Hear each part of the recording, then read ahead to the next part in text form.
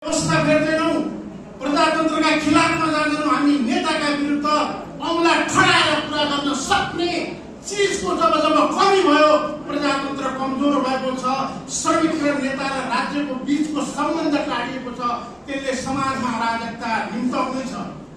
धेरै प्रश्नहरू छन्। यी प्रश्नहरूको सेरोफेरोमा अग्रणी ट्रेड युनियनका नेताहरू यो दुनियाँमा कसैले पनि मागेर भिख मागेर कोही धनी भएको छैन। सङ्घर्षको मैदानले ट्रेड युनियनलाई जीवन्त गरेको छ।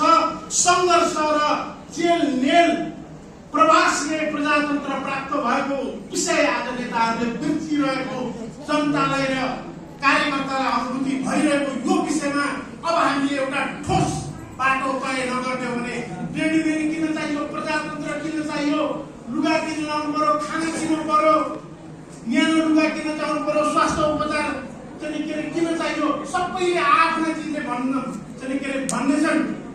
प्रजातन्त्रले हानि गरेका मान्छेलाई प्रजातन्त्र किन चाहियो भनेका छन्। व्यापारीहरूले यिनीहरूलाई ट्रेड युनियन अधिकार किन चाहियो भनेका छन्।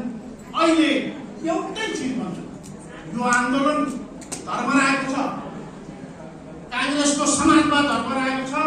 ट्रेड युनियन कङ्ग्रेस समाजवादको मसिया यसले आफ्नो मोर्चालाई सम्हालेर लिएर जान सकिरहेको छैन। यो पनि रणबल्लमा परेको छ।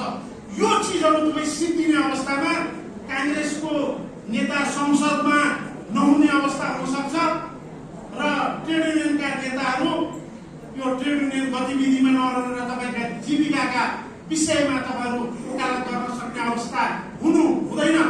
यो परिस्थितिलाई तपाईँले हामीले आजको दिनमा सम्बोधन गरेर जान सक्यौँ भने प्रजातन्त्र, लोकतन्त्र र समाजवाद र ट्रेड युनियनवाद जीवित रहन्छ। एउटा कुरा भन्छु, अहिले लोकप्रियहरूले के भनिरहेका छन्, ट्रेड युनियन बन्द गर्छौ किन भनिरहेको छ। त्यहाँ सचेत मान्छे छन्, त्यहाँ सङ्गठित भएका छन्। सङ्गठित भएका मान्छेहरूलाई भत्काइदिसके पछाडि यो भिडलाई कसैले रोक्न सक्दैन।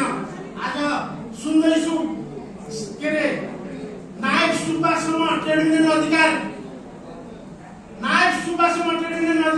अनि हामीले भन्छौँ 60 वर्ष लागेका नेताहरूलाई राजनीतिक अधिकार बन्द गर्नुपर्छ कि पर्दैन। त्यस कारणले ट्रेड युनियन अधिकार भने नैसर्गिक अधिकार हो। चाहे कारखानामा काम गर्ने श्रमिक होस्, चाहे बौद्धिक काम गर्ने जुन अधिकृत लेभलको उपसचिव लेभलको कर्मचारी होस्, त्यसलाई ट्रेड युनियन अधिकारबाट वञ्चित गर्दा आफ्नो भविष्य सुरक्षित ठान्न गएको छ भने त्यो दिवा स्वप्न हुनेछ।